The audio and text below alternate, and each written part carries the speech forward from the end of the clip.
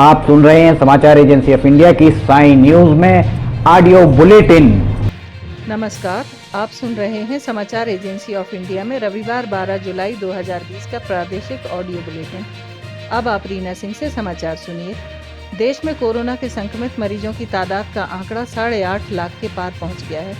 वर्तमान में यह आंकड़ा 8,54,480 पहुंच गया है।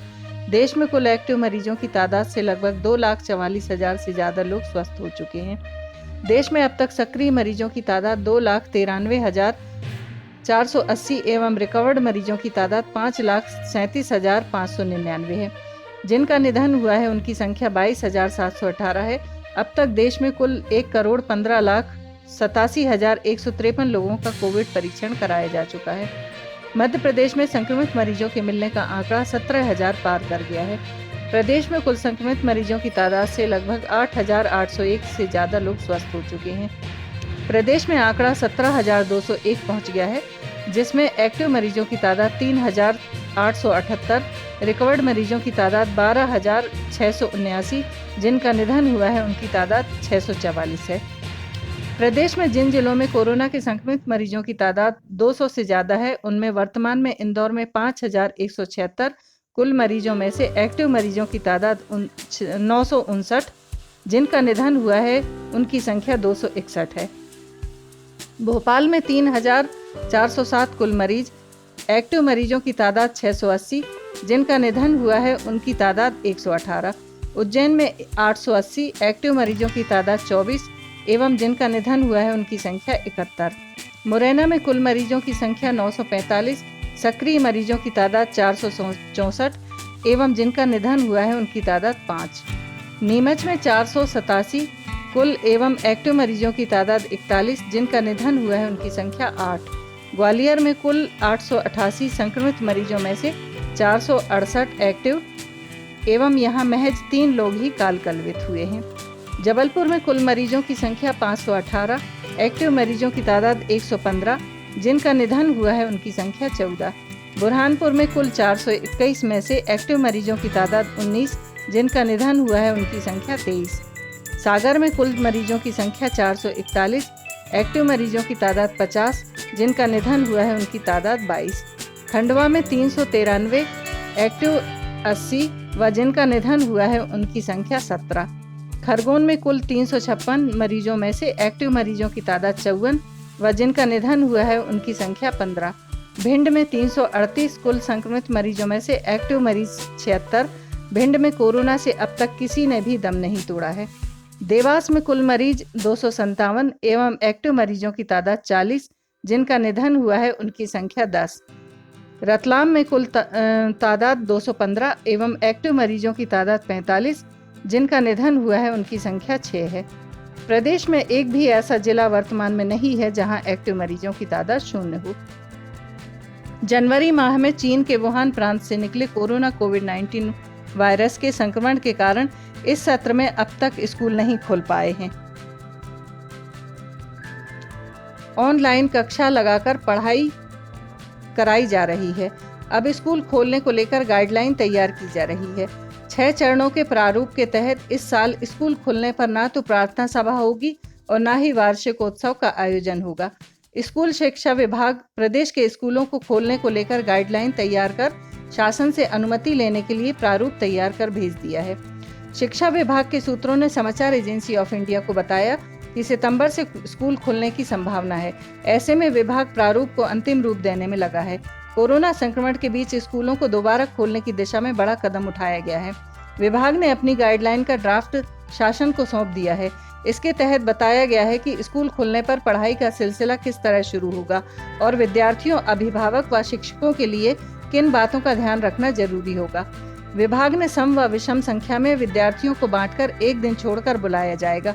सूत्रों की माने तो विभाग ने प्रारूप में यह तय किया है कि कक्षा में विद्यार्थियों के बीच 6 फीट की दूरी जरूरी होगी। एक कमरे में 15 या 20 विद्यार्थी होंगे। विद्यार्थियों को सम और विषम के आधार पर बुलाए जाएंगे, लेकिन गृह कार्य प्रतिदिन देना होगा। कोई भी विद्यार्थी अपना सीट न बदले, इसके लिए डेस्क पर नाम लिखा होगा। कक्षा को रोजाना सैनिटाइज करना होगा। यह सुनिश्चित करना प्रबंधन का काम होगा। स्कूल में प्रवेश से पहले विद्यार्थियों और स्टाफ की स्क्रीनिंग होगी। स्कूल के बाहर खाने पीने के स्टॉल नहीं लगाए जाएंगे। विद्यार्थियों के लिए कॉपी, पेन, पेंसिल या खाना शेयर करने की मनाही होगी। सभी को अपना पानी साथ लाना होगा। हर के लिए मास्क पहनना जरूरी होगा। स्कूल में सुरक्षित शारीरिक दूरी का ख्याल रखा जाएगा। सूत्रों ने बताया कि शाला खोलने की तैयारियों को चरणबद्ध तरीके से किया जाएगा। पहले चरण में 11वीं और 12वीं की कक्षाएं शुरू की जाएंगी। इसके एक हफ्ते बाद 9वीं और 10वीं की पढ़ाई शुरू होगी। तीसरे चरण में 2 हफ्ते बाद 6ठी से लेकर 8वीं तक की कक्षाएं शुरू होंगी। इसके 3 हफ्ते बाद तीसरी से लेकर 5वीं तक की पढ़ाई होने लगेगी। 5वां चरण पहली और दूसरी कक्षाओं की शुरुआत का होगा। सरकार अब मास्क न पहनने वाले व्यक्तियों के लिए रोको टोको कार्यक्रम चलाएगी। सार्वजनिक स्थानों पर मास्क का प्रयोग करना अनिवार्य है। सार्वजनिक स्थानों पर मास्क न पहनने वाले व्यक्तियों को चयनित स्वयंसेवी संस्थाएं मास्क उपलब्ध कराएंगी और संबंधित से 20 रुपये प्रति मास्क की दर से राशि वसूल करेगी। कलेक्टर इस कार्य के लिए जिले में बेहतर कार्य कर रही स्वयंसेवी संस्थाओं का चयन करेंगे। चयन करते समय संस्थान में उपलब्ध व्यक्तियों की संख्या, संस्थान की विश्वसनीयता और कार्यक्षमता को ध्यान में रखा जाएगा। ऐसे संस्थानों का पंजीकरण जिला नोडल अधिकारी पोर्टल पर करेंगे। कलेक्टर ऐसे सार्वजनिक स्थलों जहां पुलिस द्वारा चौकियां लगाई जाती हैं का चयन करेंगे। इन स्थलों पर चयनित संस्थानों को मास्क के प्रचार प्रसार के लिए स्थान उपलब्ध कराया जाएगा। चयनित संस्थाओं को जीवन शक्ति योजना में निर्मित 100 मास्क क्रेडिट पर उपलब्ध कराए जाएंगे। मास्क के विक्रय होने पर संस्था संबंधित नगरीय निकाय के नोडल अधिकारी को 11 रुपये प्रति मास्क की दर से भुगतान करेगी। किसी भी समय संस्थान के पास एक समय में 100 मास्क क्रेडिट के रूप में रखे जा सकेंगे। समाचारों के बीच में हम आपको यह जानकारी भी दे दें कि मौसम के अपडेट जानने के लिए समाचार एजेंसी ऑफ इंडिया के चैनल पर रोजाना अपलोड होने वाले वीडियो जरूर देखें। मौसम से संबंधित अपडेट मूलतः किसानों, निर्माण कार्य करने वालों आदि के लिए फायदेमंद साबित हो सकते हैं। समाचार एजेंसी ऑफ इंडिया के द्वारा अब तक मौसम के जो पूर्वानुमान जारी किए गए हैं वे 95 से 99% तक सही साबित हुए हैं।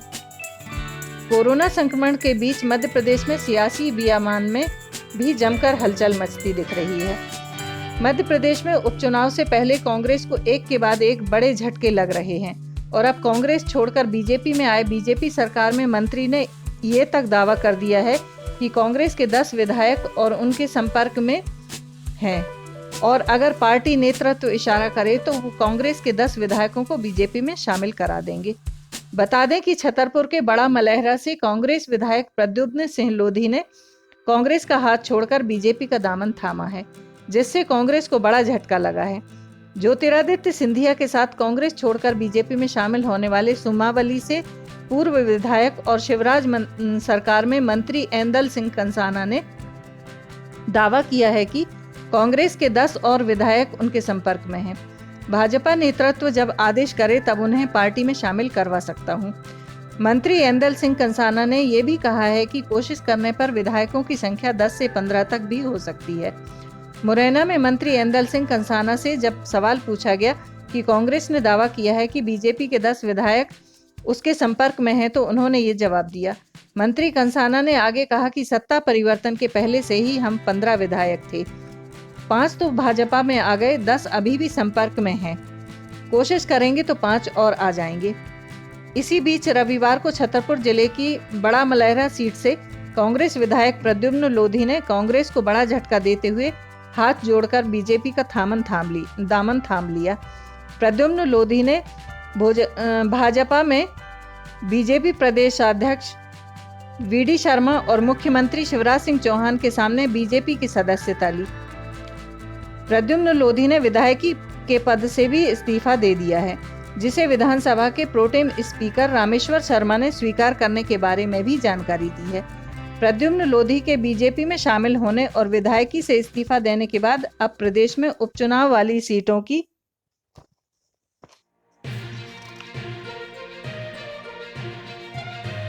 संख्या में इजाफा हो गया है और उपचुनाव की सीटें 24 से बढ़कर 25 हो गई हैं।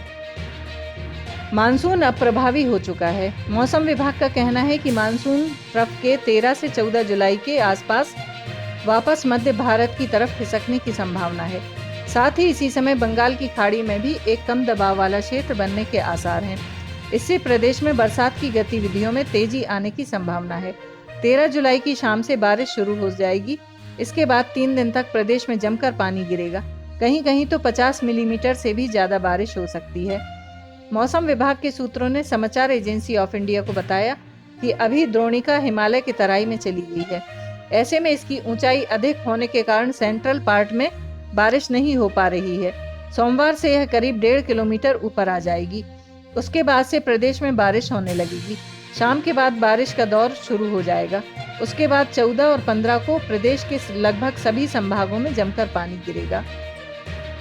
सूत्रों का मानना है कि मानसून की बरसात थमने का दौर अगस्त माह में ही देखने में आता है, लेकिन जुलाई माह में इस तरह की स्थिति लगातार दूसरे वर्ष बनी है। पिछले वर्ष 13 जुलाई से वर्षा का दौर थम गया था। बुधवार सुबह तक प्रदेश में इस सीजन की कुल 268.2 मिलीमीटर बरसात हुई है, जो सामान्य बरसात से 38% अधिक है। अभी तक लोगों के मन में यह सवाल है कि आखिर गैंगस्टर विकास दुबे उज्जैन कैसे पहुंचा था। उसके एनकाउंटर के बाद उज्जैन एसपी मनोज कुमार सिंह ने उसके बारे में पूरी जानकारी दी है। उन्होंने उसके पूरे रूट मैप के बारे में जानकारी दी है कि वह कैसे कैसे किन रास्तों से उज्जैन के महाकाल मंदिर तक पहुंचा था। उज्जैन एसपी मनोज कुमार सिंह ने बताया कि वह राजस्थान के अलवर से बस के जरिए झालावाड़ पहुंचा था। वहां से बस पकड़कर वह उज्जैन पहुंचा था। साथ ही महाकाल मंदिर में दर्शन के दौरान उसे कैसे पकड़ा गया, उसके बारे में भी जानकारी दी गई है। उज्जैन एसपी ने कहा कि उससे पूछताछ के दौरान मिली जानकारी के बाद चीजों को सत्यापित किया गया।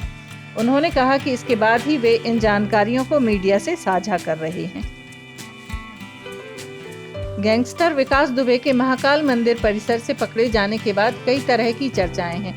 महाकाल मंदिर परिसर में 170 आधुनिक कैमरे लगे हैं। इसके अलावा यहां हर समय 60 सुरक्षाकर्मी तैनात रहते हैं। गुरुवार सुबह गिरफ्तारी के वक्त भी यहां विभिन्न पॉइंट पर सुरक्षाकर्मी तैनात थे। विकास दुबे मुंह पर मास्क लगाकर खुलेआम घूम रहा था। ज्योतिर्लिंग महाकाल मंदिर की सुरक्षा व्यवस्था पुख्ता मानी जाती है। सिंहस्थ के दौरान यहां सुरक्षा की दृष्टि से कई काम हुए थे। आधुनिक कैमरे लगाने के साथ साथ एक कंट्रोल रूम भी स्थापित किया गया था। यहां से पूरे मंदिर परिसर और आसपास के कुछ क्षेत्रों की निगरानी की जाती है। दुबे की गिरफ्तारी के समय भी कंट्रोल पर एक अधिकारी और कर्मचारी ड्यूटी दे रहे थे।